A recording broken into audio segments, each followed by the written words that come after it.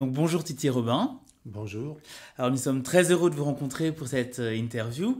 Le jeudi 21 décembre prochain, vous allez nous faire découvrir votre nouvel album Le Sable et l'Écume lors d'un concert au Quai en Théâtre 900.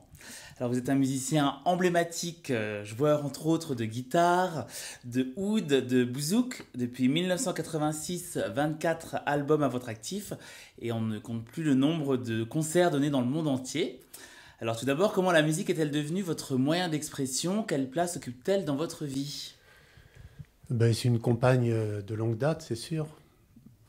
Elle est, elle est devenue fidèle, ou moi peut-être que je suis devenu fidèle à elle, euh, à l'adolescence, au moment où, ce qui arrive souvent pour les formes artistiques, le- les mots du quotidien ne suffisaient pas à exprimer ce que je ressentais, surtout les choses essentielles, celles qui nous traversent, celles qui nous bouleversent, et qu'on a vraiment besoin d'exprimer, de sortir, de partager. Et là, la musique m'a permis d'exprimer ça. Dans un premier temps, c'était ça, cette première rencontre amoureuse entre moi et le discours musical. Le fait donc de pouvoir sortir de moi ce qui me traversait et qui était important, quoi, des sensations fortes. Et puis il y a une deuxième étape. Plus j'étais sincère dans cette expression de mon intimité, plus ça touchait des gens autour de moi.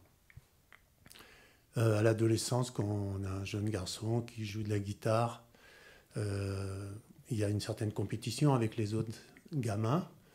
Et donc il y avait cette espèce de jeu qui jouera le plus vite, et puis les copains regardent comment tu fais ça, etc.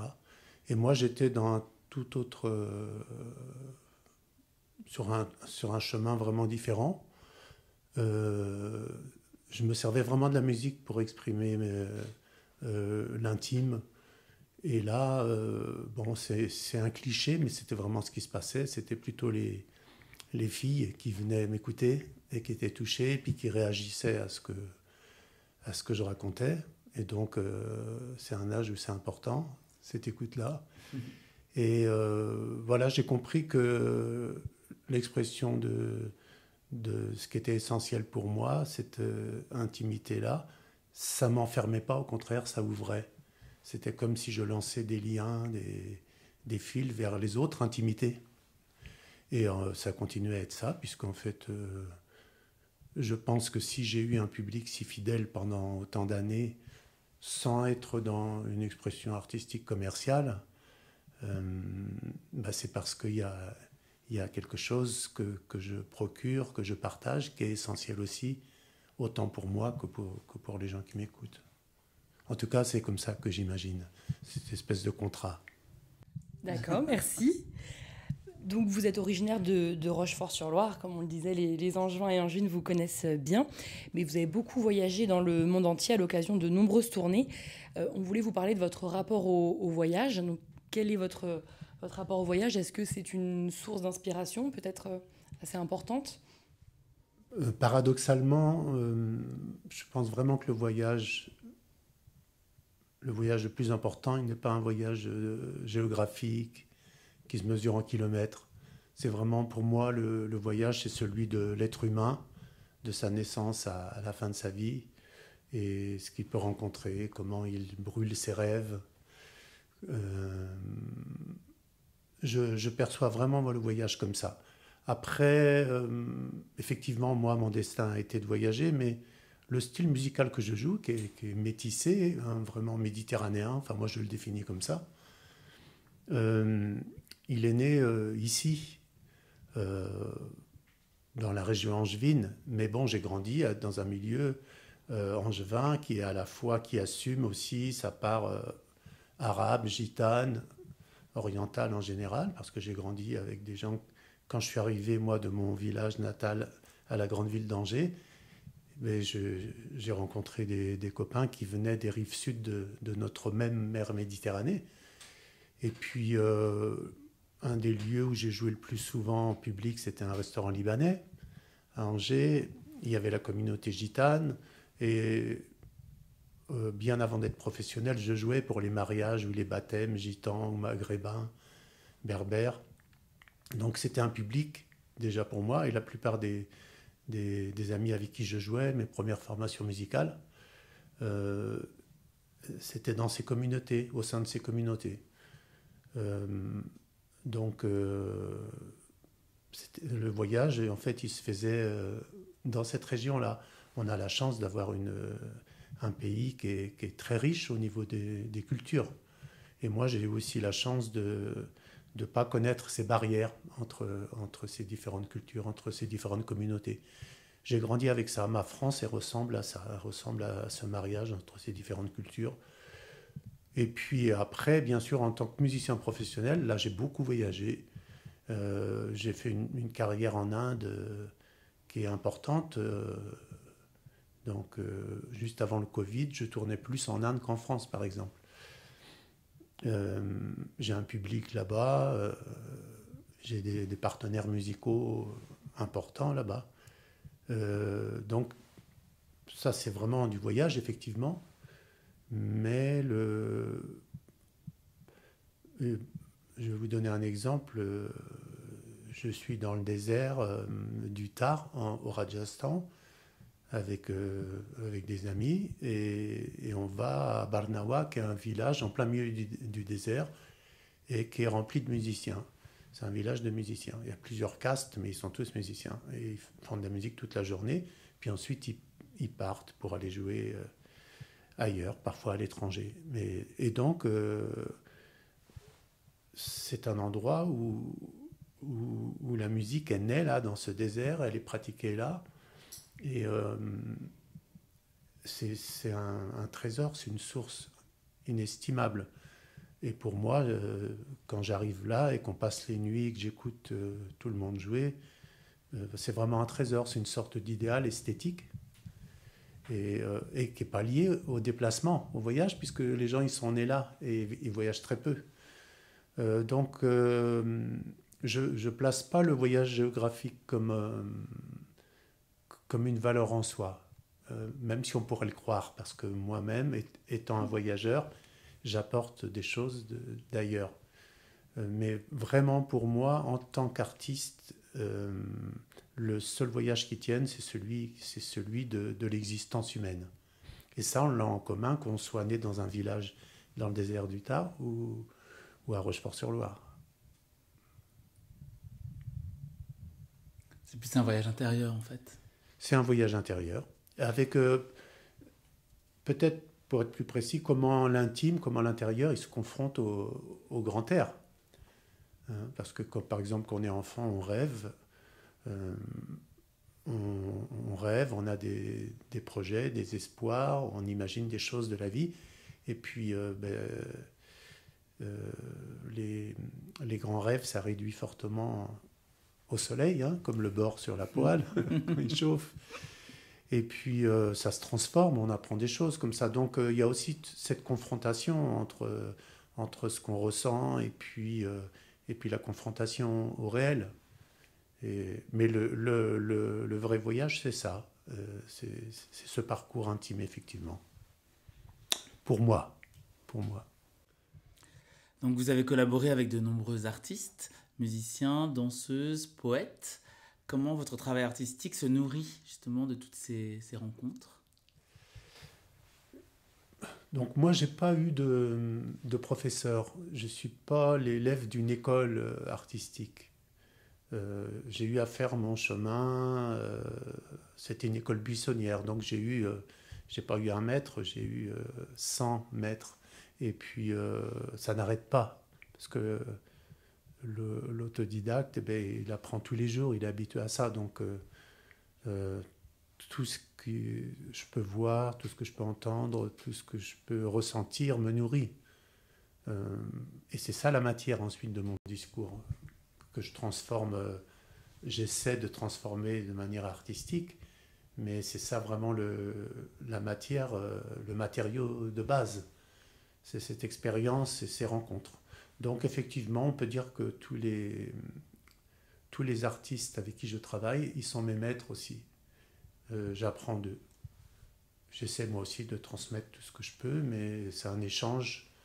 En plus, ma musique, c'est une musique où il y a une grande part d'improvisation, ce qui veut dire que dans chaque concert, on remet en jeu, on prend des risques, on remet en jeu notre discours et on ne prend pas des risques, enfin en tout cas moi je ne prends pas des risques pour la beauté du risque, parce que ce n'est pas dans ma nature, mais parce que j'ai besoin de cette liberté-là.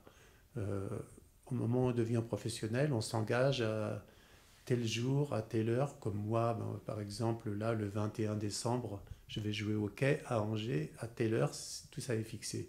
Ça, c'est une contrainte. Et l'oiseau, sur sa branche, s'il veut pouvoir chanter quand même librement, en tout cas, l'oiseau que je peux être moi, il a besoin, grâce à l'improvisation, de regagner cette liberté. Chaque concert que je donne, quelles que soient les formes qu'ils peuvent prendre, il commence par une improvisation en ce qui me concerne. J'arrive sur la scène et les premières notes que je joue, je les décide vraiment au dernier moment. Ensuite, il y a un parcours qui est fixe, il y a des parties qui sont écrites, il y a des arrangements, il y a une playlist qui est commune à tous les musiciens. Mais l'ouverture se fait de manière complètement improvisée et c'est ma manière à moi d'atterrir et puis de garder cette liberté qui m'est essentielle. Merci. C'est vrai que c'est intéressant de voir cette façon de travailler donc entre la contrainte et la prise de risque. Oui. On parlait également de collaboration avec des poètes. On connaît votre goût pour l'écriture et donc particulièrement pour la poésie. Vous en avez également écrite. Comment est-ce que vous faites dialoguer ce langage poétique avec votre langage musical ? C'est particulier pour moi ce rapport entre l'écriture poétique et puis l'écriture musicale parce qu'en fait j'ai toujours mené les deux de front. Sauf que l'écriture poétique est restée un jardin secret pendant longtemps. Puis ensuite je l'intégrais, je semais des graines dans les livrets de mes disques très souvent. Et puis ensuite j'écrivais des paroles, des chansons, mais comme les chanteurs n'étaient pas forcément de culture française, c'était chanté en hindi, en gitan, en espagnol. Quand j'ai enregistré des disques en Turquie, au Maroc et en Inde, tous les textes qui étaient chantés par les chanteuses et les chanteurs de ces pays-là, je les avais écrits avant. Et ensuite, il y avait eu des ateliers de traduction qui étaient passionnants pour moi parce que c'était des langues qui m'étaient familières mais que je ne maîtrisais pas suffisamment pour faire les traductions. Et j'ai adoré, par exemple, je savais que j'allais inviter un chanteur soufi à Istanbul et j'ai écrit un poème en français, mais dans le style des ghazals, qui sont donc ces poésies d'inspiration soufie. Et puis il y a eu cette traduction et je savais très bien que le rossignol, ça se dit bulbul en turc. Et que ce moment-là, très certainement, le chanteur allait faire des modulations pour imiter le rossignol. Et c'est ce qui s'est passé quand on était en studio et qu'il a chanté sur le texte. Et tous les Turcs étaient persuadés que le texte était une poésie traditionnelle d'obédience soufie. C'était un exercice de style aussi pour moi. Mais... En fait, depuis longtemps, quand j'ai un projet musical, un nouveau disque, par exemple, il y a un gros travail littéraire aussi. Mais il n'apparaissait pas puisqu'il était marié à la musique. Il ne prenait pas son autonomie. Du coup, ce qu'on percevait surtout, c'était le travail musical. Mais pour moi, dans la préparation, l'enjeu était aussi littéraire. Et puis, il y a de ça une dizaine d'années, j'ai senti que mon écriture poétique était mature, elle pouvait sortir toute seule sans que la musique lui tienne la main. Et lors d'un festival de poésie à Sète, où j'étais moi en tant que musicien, il y avait Michael Lonsdale, et on a discuté et puis je lui ai montré ma poésie et on a passé quelques heures comme ça où il a lu ma poésie et puis ensuite il m'a proposé si si ça m'intéressait de faire quelque chose à partir de ça. Et donc on a enregistré un disque, on a créé un spectacle que j'ai joué d'ailleurs au Quai quelques années plus tard, où en fait il lisait ma poésie et moi j'improvisais en parallèle. Là c'était le début peut-être de cette autonomie que prenait mon écriture poétique. Puis depuis j'ai sorti des recueils qui sont purement donc littéraires. Et donc le 21 décembre prochain, vous nous présenterez donc votre nouvel album Le sable et l'écume, avec une nouvelle formation musicale autour de vous. Est-ce que vous pouvez nous parler de ce projet, sa naissance, comment s'est déroulée la composition, la collaboration avec ces 3 autres musiciens qui vous accompagnent, et puis nous faire un peu les présentations de ces artistes.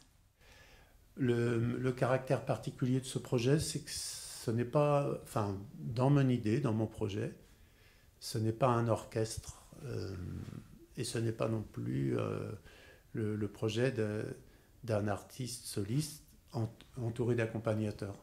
C'est vraiment pour moi, enfin, c'est ce que je souhaite, c'est que ça reste la réunion de 4 artistes, 4 solistes qui se retrouvent autour d'un projet qui est le mien. Donc c'est moi qui suis à l'initiative de ça. J'ai composé des thèmes musicaux pour cette rencontre et j'ai fixé quelques règles du jeu quand même. Mais sinon, pour le reste, je veux qu'à chaque fois que les musiciens s'expriment et à chaque fois qu'ils improvisent, parce qu'il y aura beaucoup d'improvisation, ce soit les musiciens qui prennent la parole. Donc ce sont des musiciens que je connais bien, avec qui j'ai déjà joué, qui n'ont pas forcément joué ensemble entre eux. Mais voilà, j'ai voulu réunir ces compagnons de route et je veux avoir, moi, à chaque fois leur avis esthétique sur le projet, leurs paroles. Et donc, c'est vraiment cette rencontre-là que je veux mettre sur pied. Donc, il nous reste encore une résidence avant ce concert qui sera la première au Quai. Et donc, il y a un souffleur, Renaud Gabriel Pion, avec qui j'ai beaucoup enregistré, avec qui j'ai beaucoup tourné, mais ça faisait plus de 15 ans qu'on n'avait pas travaillé ensemble. Il jouera la clarinette basse, le cor anglais et le saxophone ténor. Il a un jeu magnifique. Il a beaucoup travaillé la musique modale. Et moi, je joue essentiellement de la musique modale, donc pas de la musique harmonique. Et donc c'est très important, c'est lié pour moi à la poésie. De la même manière, on ne va pas développer ça ici, que je ressens la musique harmonique comme étant plus liée à la prose, au roman. Dans la musique modale, il suffit de changer une note, et comme dans un poème, il suffit de changer un mot pour déséquilibrer complètement le discours. Donc il y a cette espèce de densité de l'expression. Donc Renaud Gabriel Pion jouera ses instruments avant. Chris Jennings, qui est un Canadien de Paris, qui est contrebassiste de jazz à l'origine, mais qui a l'habitude des rencontres avec les musiciens méditerranéens, avec les cultures méditerranéennes. Donc il a une grosse expérience de ça. On a déjà travaillé ensemble au sein du trio Nargis. Et puis Zé Luis Nascimento, qui est un percussionniste avec qui je joue depuis 23 ans maintenant, mais sans interruption, et qui est brésilien, de Salvador de Bahia, et qui est donc quelqu'un avec qui j'ai beaucoup travaillé, et on sait l'un et l'autre qu'on a encore beaucoup de choses à faire ensemble. On a un gros travail à faire sur notre expression commune, sur le rapport entre la mélodie et le rythme.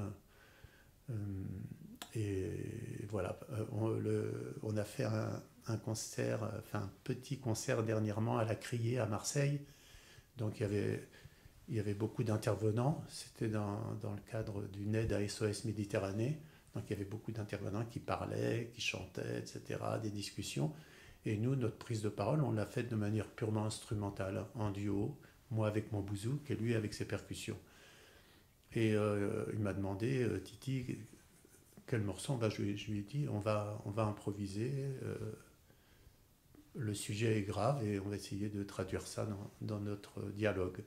Et je lui ai dit, n'hésite pas à me répondre, même quand je joue en dehors du rythme. Euh, donc, que les percussions, ce ne soit pas seulement un instrument qui joue le rythme, mais un instrument qui parle tout court. Et on est parti dans une improvisation d'un quart d'heure comme ça, et on a vraiment eu le sentiment d'être compris. Je pense qu'on a réussi, nous, à dire ce qu'on voulait dire, et en plus, je pense qu'on a été compris en retour, ce qui n'est pas une loi, c'est pas obligé. Parfois, on dit vraiment ce qu'on veut esthétiquement, mais on rencontre pas forcément le retour du public. Et là, c'était magnifique. Et donc, avec The Louis, je souhaitais vraiment pouvoir poursuivre dans cette nouvelle aventure, ce qu'on a entamé il y a bien longtemps déjà. Donc voilà, et puis moi, je jouerai la guitare, le bouzouki et le oud que je reprends. Et voilà, donc il y a une dizaine de compositions nouvelles. Et je suis très fier de ce projet et impatient de le partager avec le public. Et le sable et l'écume? C'est tiré d'un de mes poèmes. C'est un poème qui est à la fois très intime et à la fois ouvert sur la réalité du monde et sa violence. Et je vous invite toutes et tous à aller rechercher ce poème.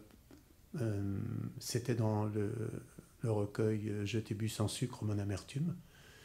Et puis on peut l'entendre, ce poème, lu dans le disque Ribel Divana aussi. Donc ceux que ça intéresse, ils peuvent aller faire leurs recherches. Et puis peut-être ça leur donnera une idée de ce que je voulais dire par ce titre-là. Très bien, merci beaucoup Titi Robin d'avoir répondu à nos questions. On a hâte également de découvrir cet album donc, qui sortira en 2024, c'est ça? Oui, tout à fait. Voilà, et donc le concert, donc la première du concert se fera au Quai. Voilà, le 21 décembre. Le 21 décembre. À 20h. Et ça me fait très très plaisir que ça se fasse ici, parce que même si je suis angevin, c'est pas si fréquemment que j'ai une collaboration, en plus pour une création avec une structure angevine, donc c'est un grand plaisir pour moi. Alors, j'ai un coup de cœur, j'ai beaucoup de coups de cœur dans la vie, c'est un moteur, les coups de cœur. Pour être artiste, je pense qu'il faut être amoureux. Et ce petit coup de cœur m'est passé dans l'esprit là, au moment où vous me posiez la question. Il s'appelle Bir Başkadır. C'est une série sur Netflix. C'est une série turque de Berkun Oya, un réalisateur turc. Et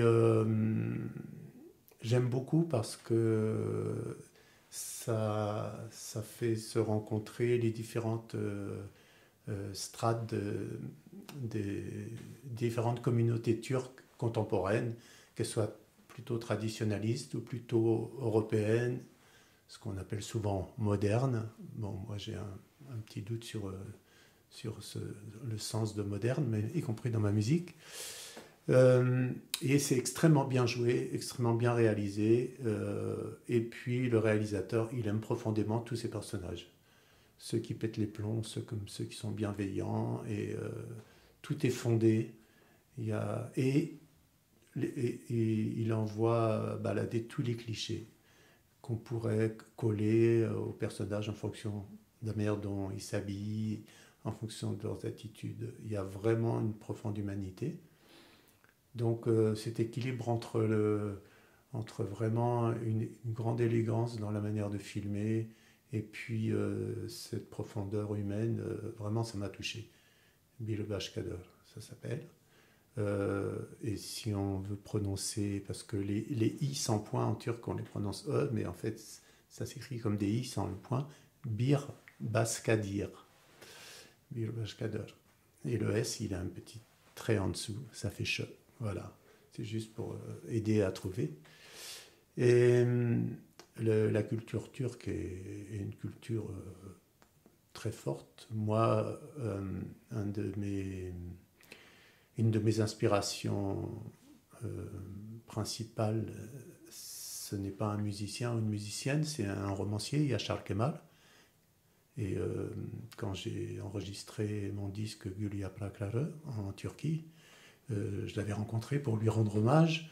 Et je lui avais dit, ce disque, c'est pour vous, c'est un hommage à votre écriture. C'est un des plus grands romanciers du XXe siècle. Malheureusement, il nous a quittés, mais vraiment, pour moi, c'est un modèle. Il y a Charlie Chaplin qui en fait partie aussi de ces modèles. Des gens qui ont une intégrité, une forte ambition formelle, esthétique, et puis en même temps, le fait que ce qu'ils proposent, c'est pas du tout élitiste. Hein, que ce soit Yashra Kemal ou Charlie Chaplin, ils proposent quelque chose qui satisfait en même temps l'élite, qui recherche vraiment une perfection esthétique, et puis le peuple. Et c'est très rare, c'est très difficile d'arriver à ça. C'est une sorte d'idéal pour moi. Et donc, voilà. Bir Bashkada a ces qualités-là. Une perfection formelle, puis en même temps, une volonté de s'adresser à tout le monde. Donc, il n'y a pas cette coupure entre l'élite et le peuple, cette coupure que moi, je déteste. Donc, voilà, c'est un conseil. Un petit coup de cœur, modeste, mais sincère.